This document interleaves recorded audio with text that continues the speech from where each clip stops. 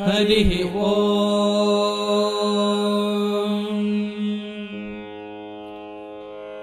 कौसल्या सुप्रजा रामा पूर्वा सन्ध्या प्रवर्तते। उत्तिष्ठ नरशार्दूल कर्तव्यम् दैवमाह्निकम्।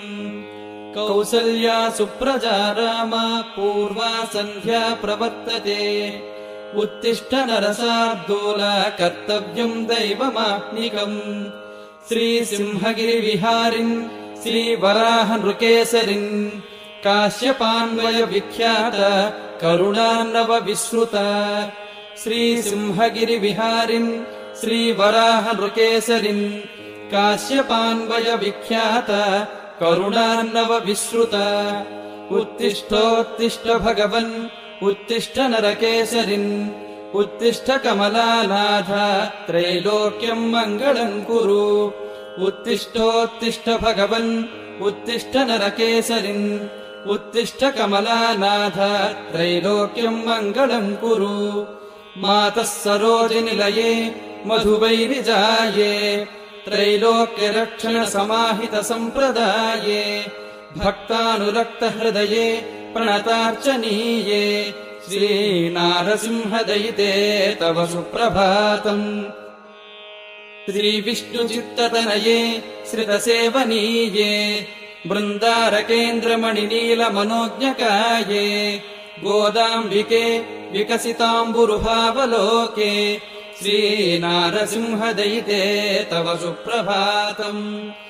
श्रीमन्वराहनरसिंह विभो रमेश प्रेमाभिराम विमलेन्दुनिभप्रकाश स्वामिन् प्रयच्छ भवदीय विभात सेवाम्। सिंहाद्रिशेखर विभो तव सुप्रभातम्। सिन्दूररागविलसत्तनुराञ्जनेय त्वक्षेत्रपालन परास्त्रिपुरान्तकाद्याः त्वाम् जागृहीत्य वहिता प्रतिबोधयन्ति। सिंहाद्रिशेखर विभो तव सुप्रभातम्। हारिन् प्रभात समयोल्लसदम्बुजाक्ष प्रह्लादरक्षण महोज्जमबद्ध दीक्ष स्वामिन् निजाश्रित जनेप्सित कल्पवृक्ष सिंहाद्रिशेखर विभो तव सुप्रभातम्। चक्राब्जकार्मुक गदाधर दिव्यमूर्ते स्वामिन् स्त्रिभङ्गि ललिताद्भुत भव्यमूर्ते निद्राम् विमुञ्च कृपया परिपालयास्मान्। सिंहाद्रिशेखर विभो तव सुप्रभातम्। लब्ध्वा त्वदालय शुभाङ्गणरत्नवेदीम् सत्सोकसायनिककृत्यमुपेत्य भक्त्या त्वाम् बोधयन्ति विधि शर्वशचीन्द्रमुख्याः। सिंहाद्रिशेखर विभो तव सुप्रभातम्। श्रीसिंहशैलशिखरोज्ज्वलपारिजात ब्रह्माद्यशेषसुरवन्द्य पदाम्बुजात संसारवारिनिधि सन्तरणैकपोत श्रीमन्वराहनृहरे तव सुप्रभातम्। वर्ण्यस्वकीय भवनादिरवाटिकासु रम्यत्रिवन्न विलसन्नवरङ्गवल्लीः संयङ्मुदा विरचयन्त्यबलाश्च शर्वाः। श्रीमन्वराहनृहरे तव सुप्रभातम्। रामेति शब्दमसकन्मधुरम् पठन्ति लीलाशुकी कनकपञ्जरसन्निविष्टाः त्वन्नाम कीर्तन परानफलानि भुङ्क्ते। श्रीमन्वराहनृहरे तव सुप्रभातम्। हस्तीन्द्रधेनुमणिदर्पमञ्जुवीणाद्यस्तोक वस्तुनि ततिशुभलक्षणाढ्या त्वत्सन्निधा विह समञ्चति मुञ्च निद्राम्। श्रीमन्वराहनृहरे तव सुप्रभातम्। लक्ष्मीशतावकनगस्रवदम्बुधारा स्वाप्लाविता सुरपतिप्रमुखादिगीशाः त्वद्दर्शनार्थमिह सन्ति कृपाधिनस्ते। श्रीमन्वराहनृहरे तव सुप्रभातम्। नव्योल्लसद्वकुलचम्पकमल्लिकानामादाय सौरभभरन्त्वनिलः प्रभाति त्वत्पादपद्मयुगलस्य निषेवनाय। श्रीमन्वराहनृहरे तव सुप्रभातम्। रम्याणि भर्म परिकर्म सुवर्मितानि दिव्यत्वदालय समुन्नत गोपुराणि रत्नायुतान्युदयभानुगभस्तिजालैः। श्रीमन्वराहनृहरे तव सुप्रभातम्। सिन्ध्वात्मजा प्रिय तवालय मण्टपेऽस्मिन् भक्त्या पठन्ति विबुधाः निगमान् पुराणान् यज्ञापकाः द्रविडवेद पवित्रगाथाः श्रीमन्वराह नृहरे तव सुप्रभातम् हर्यक्षशैलनिलयश्रुतिमौलिगेय श्रीपाञ्चरात्रिविधिनार्चयितुम् प्रहृष्टाः सञ्चत्रतावकपदार्चकभट्टवर्याः श्रीमन्वराह नृहरे तव सुप्रभातम् स्वाभाविकातिमधुरद्रविडोक्तिगाथाः गायन् समर्पयति ते सुममालिकाश्च भक्ताङ्घ्रिरेणुरिह बोधयति प्रभो त्वाम् श्रीमन्वराह नृहरे तव सुप्रभातम् मित्रोऽप्युदेति विकसन्ति कुशेशयानि वाराह पुष्करिणिकाप्लुतिप्लावनाङ्गाः सञ्चैत्रतैर्धिकजनास्तव दर्शनार्थम् सिंहाद्रिनाथ भगवंस्तव सुप्रभातम् अम्भोजनेत्र बहवस्तव दर्शनार्थम् सञ्चत्रयात्रिकजना बहुभक्तियुक्ताः धृत्वा मनोज्ञकदलीफलनारिकेलान् सिंहाद्रिनाथ भगवंस्तव सुप्रभातम् किर्मीरवर्णविलसत्करवीरमल्ली पुन्नागचम्पकसुमस्रगुपेतहस्ताः तिष्ठ्यन्तमी परमभागवताः प्रहृष्टाः सिंहाद्रिनाथ भगवंस्तव सुप्रभातम् तन्त्रीलयान्वितमनोहरगीतिकादीन् गीत्वा त्वदाश्रितजनाः प्रतिबोधयन्ति नारायणाच्युतमुकुन्द जगत्प्रभो त्वाम् सिंहाद्रिनाथ भगवंस्तव सुप्रभातम् श्रीनारसिंहपुरुषोत्तमचक्रपाणि श्रीनाथकाश्यपकरिप्रहितान्ववायः नारायणार्यकविरेश तवाङ्घ्रिदासः विज्ञापयत्यनुदिनम् तव सुप्रभातम्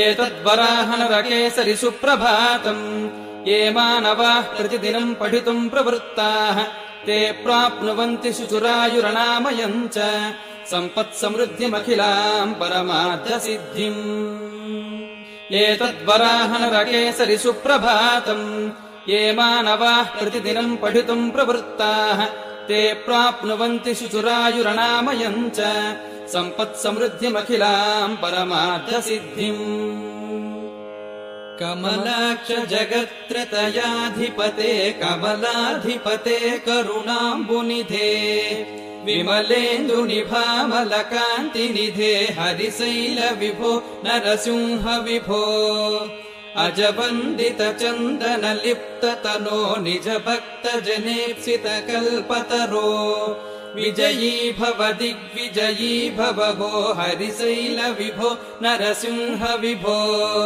कमला विपुलान्वित पार्श्वयुग क्षमया धृत पावन पादयुग त्वमिहाद्भुतरूपयुतोऽसि विभो हरिशैल विभो नरसिंह विभो किरिमानव पञ्चमुखाकृतिमन् करवाणि भवच्चरणौ शरणौ करुणावरुणालय पालय माम् हरिशैल विभो नरसिंह विभो क्व जगत्त्रितयाधिपतिस्त्वमहो क्व षटो ममतीव गृणीहि भवान् मम देहि सदा तव किङ्करताम् हरिशैल विभो नरसिंह विभो अनिशम् तव दर्शनमेव वृणे भगवन् प्रणमामि तवाङ्घ्रियुगम् परया दयया परिपालय माम् हरिशैल विभो नरसिंह विभो तव नाम वदाम्यनिशाम् हि मुदा तव पादयुगम् प्रणमामि सदा सुविशाल कृपालय पालय माम् हरिशैल विभो नरसिंह विभो शकुलिन्कमठेश किटे नृहरे वटुवामन भार्गवदासरथे यदुनाथ तथागत कल्कि विभो हरिशैल विभो नरसिंह विभो तरसा मनसा वचसा क्रियया चरितान्यपराध शतानि मया करुणाम् कुरु मामनुगृह्य गृणीन् हरिशैल विभो नरसिंह विभो प्रभो सिंहशैलेश लक्ष्मी नृसिंह त्वमेवाश्रितानाम् शरण्योऽसि देव क्षमोदार भाव क्षमस्वास्मदीयान् अशेषापचारान् क्षमस्व क्षमस्व श्रीरस्तु स्वत एव दिव्यवपुषे शीतांशु मञ्जुत्विषे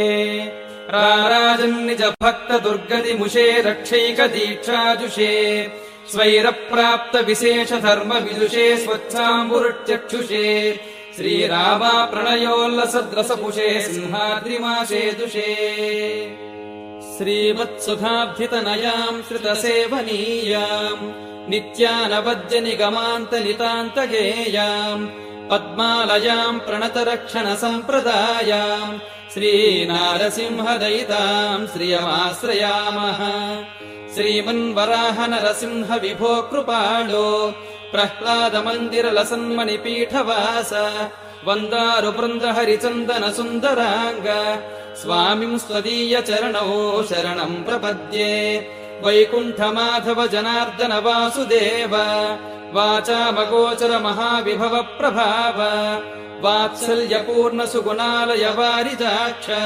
श्रीनारसिंह चरणौ शरणम् प्रपद्ये वेदान्तकल्पलतिका कुसुमायमानौ वेदो मुखाखिल सुरैर्विहित प्रणामौ वेदण्डवैरिगिरिशृङ्गविहारधीरौ श्रीनारसिंह चरणौ शरणम् प्रपद्ये विश्वातिशायि महिम प्रविभासमानौ विश्वम्भरा परिगृहीति मनोभिरामौ विस्तार दुस्तर भवाम्बुधिकर्णधारौ श्रीनारसिंह चरणौ शरणम् प्रपद्ये वाक्सुन्दरी प्रियकराम्बुजधावितौ ते भागीरथी प्रथित सम्भव हेतुभूतौ श्रीनारदादिमुनिसन्तति गीयमानौ श्रीनारसिंह चरणौ शरणम् प्रपद्ये मन्दाकिनीधर विरिञ्चि सुरेन्द्रवन्द्यौ मन्दार चम्पक सुमस्रगलङ्कृतौ ते वृन्दावनी कुटज कुञ्ज विहारलोलौ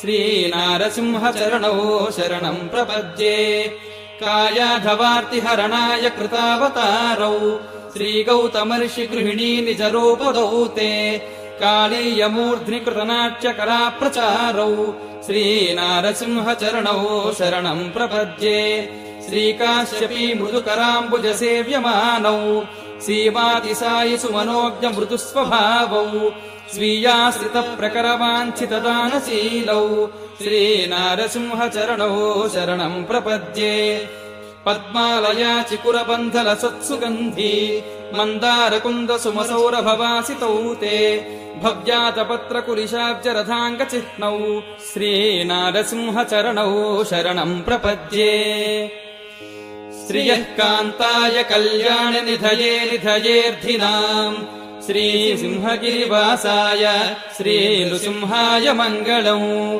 श्रियः कान्ताय कल्याणनिधये निधयेऽर्थिनाम् श्रीसिंहगिरिवासाय श्रीनृसिंहाय मङ्गलम् अरविन्ददलाक्षाय सुरबृन्दानुताङ्घ्रये शरदिन्दुसिताङ्गाय श्रीनृसिंहाय मङ्गलम् अरविन्ददलाक्षाय सुरबृन्दानुताङ्घ्रये शरदिन्दुसिताङ्गाय श्रीनृसिंहाय मङ्गलम् स्थिरसम्पत्प्रपूर्णाय वरसंस्तुतमूर्तये सुरसन्त्राणदक्षाय श्रीनृसिंहाय मङ्गलम् स्थिरसम्पत्प्रपूर्णाय वरसंस्तुतमूर्तये सुरसन्त्राणदक्षाय श्रीनृसिंहाय मङ्गलम् खगराजतुरङ्गाय मृगराजाद्रिवासिने नगराजधराय श्रीनारसिंहाय मङ्गलम्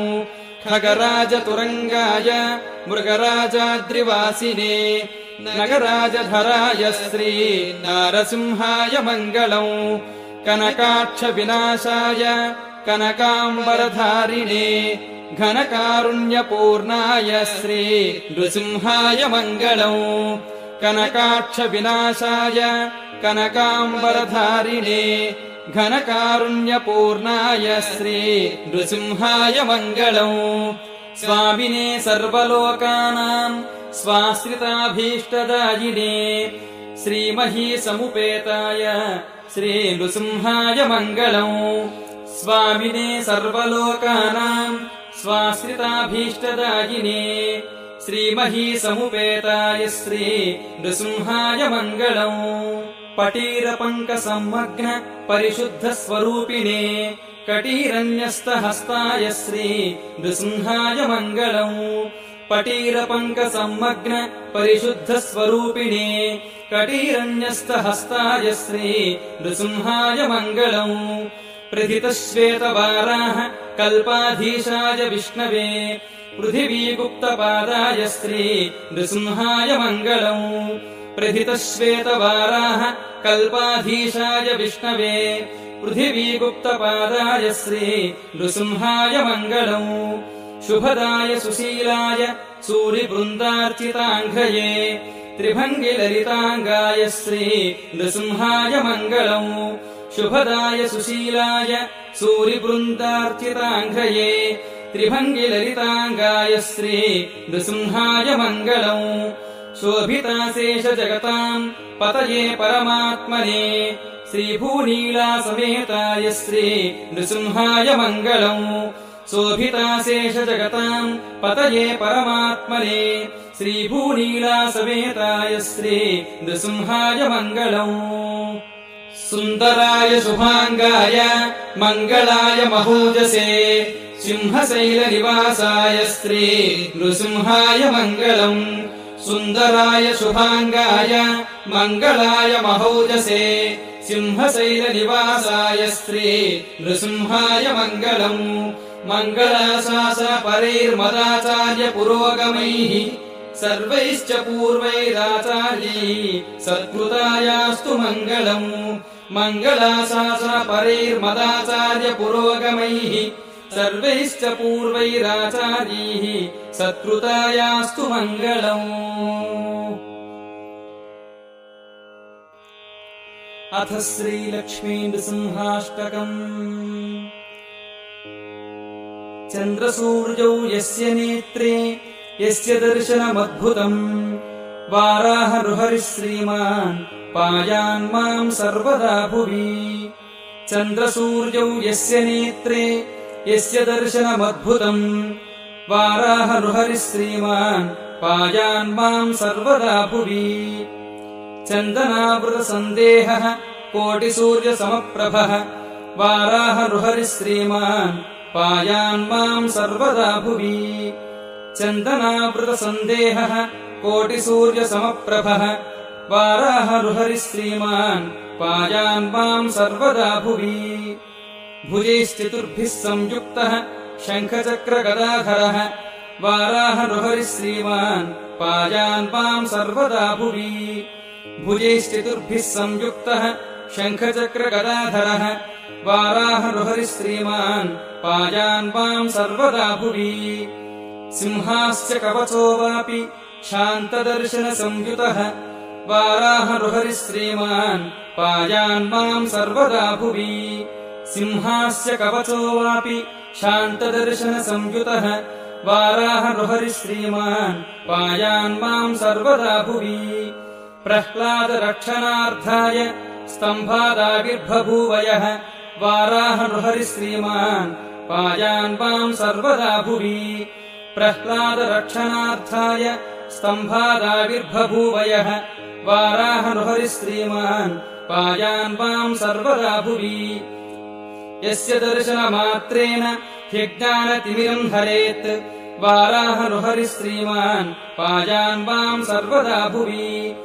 यस्य दर्शनमात्रेण ह्यज्ञानतिमिरम् हरेत् वाराह नृहरिः श्रीमान् पायान् माम् सर्वदा भुवि। लोके ज्ञानप्रबोधाय स्वयमाविर्बभूवयः वाराह नृहरिः श्रीमान् पायान् माम् सर्वदा भुवि। लोके ज्ञानप्रबोधाय स्वयमाविर्बभूवयः वाराह नृहरिः श्रीमान् पायान् माम् सर्वदा भुवि। आगमैरर्चितो देवः मन्त्राधिष्ठानदैवतम् वाराह नृहरिः श्रीमान् पायान् माम् सर्वदा भुवि। आगमैरर्चितो देवः मन्त्राधिष्ठानदैवतम् वाराह नृहरिः श्रीमान् पायान् माम् सर्वदा भुवि। नृहरेरष्टकम् स्तोत्रम् सर्वेश्वरकटाक्षजम् अल्पज्ञानसमायुक्तो भाष्यदासो व्यजिज्ञपत्। नृहरेरष्टकम् स्तोत्रम् सर्वेश्वरकटाक्षजम्